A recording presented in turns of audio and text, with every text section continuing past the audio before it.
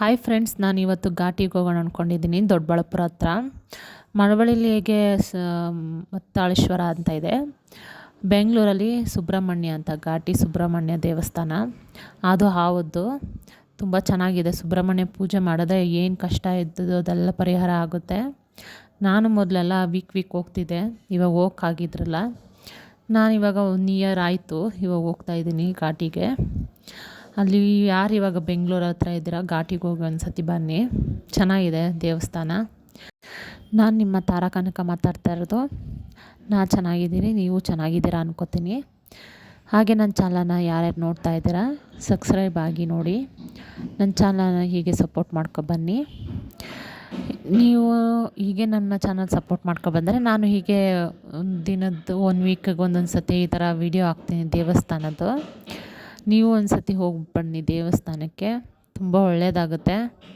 ಯಾಕಂದರೆ ಈ ದೇವಸ್ಥಾನ ಅಂತ ಅಂತೀವಷ್ಟೇ, ಈ ದೇವಸ್ಥಾನದಲ್ಲಿ ಹೋಗೋಕ್ಕೂ ಕ್ಯೂ ಎಷ್ಟು ರಶ್ ಇರುತ್ತೆ ಗೊತ್ತಾ. ಇಲ್ಲಿ ನೀವು ಒಂದು ಸತಿ ಹೋಗಿ ಬಂದಮೇಲೆ ನೀವೇ ಹೇಳ್ತೀರಾ ನಾನು ಚೆನ್ನಾಗಿತ್ತು ಅಲ್ಲಿ ಹೋಗಿದ್ದೆ ದೇವಸ್ಥಾನಕ್ಕೆ ಅಂತ.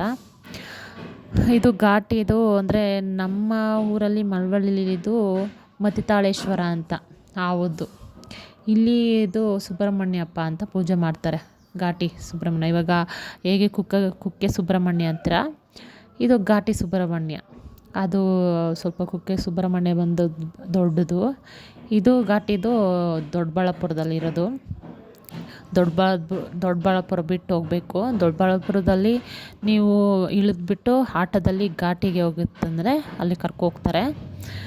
ಮತ್ತು ನೋಡಿ, ಇದು ನಾವು ಹೋದ ತಕ್ಷಣ ನಮಗೆ ಕಾಲು ತೊಳೆಯೋಕ್ಕೆ ನೀರು ಹಾಗೆ ಅಂದರೆ ನೀರು ಹಾಗೆ ಅಲ್ಲೇ ಇರುತ್ತೆ. ಅದಕ್ಕೆ ನಲ್ಲಿ ಏನಿಲ್ಲ, ಮುಂದೆನೇ ದೇವಸ್ಥಾನ ಮುಂದೆನೇ ಅಲ್ಲಿ ಕೈ ಕಾಲು ತೊಳ್ಕೊಂಡು ಅಲ್ಲಿ ಕಾಲು ತೊಳೆದ ತಕ್ಷಣ ಒಳಗೋಗಿ ಅಪ್ಪನ ದರ್ಶನ ಆಯಿತು. ಇದು 7 ತಲೆ ನಾಗರಾವು ಮುಂದೆ ಹೋದ ತಕ್ಷಣ ಇದೇ ಸಿಗೋದು. ಆಮೇಲೆ ಇದು ಫಸ್ಟು ಹಿಂಗೆ ಹೋಗಿ ಒಳಗೋಗೋದು.